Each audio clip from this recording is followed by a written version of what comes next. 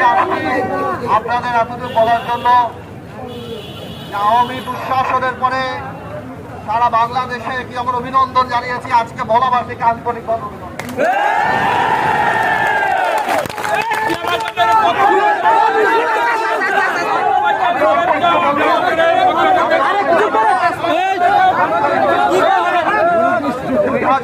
সালে বাংলাদেশে কেউ আমাদের চিনত না। বাবা মারা যাওয়ার পরে আপনারা বিশ্বাস করেছিলেন, আজকে সারা বাংলাদেশ আমাকে চিনে ভালোবাসে।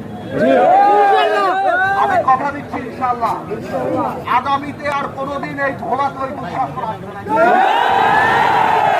এই দলে ক্ষমতা আসুক, যেই আসুক, ওই দুঃশাসন, ওই একনায়কতন্ত্র, ওই অত্যাচার আর ইনশাআল্লাহ ভোলাতে কোনোদিন আসবে না। পরিষ্কার করে বলি।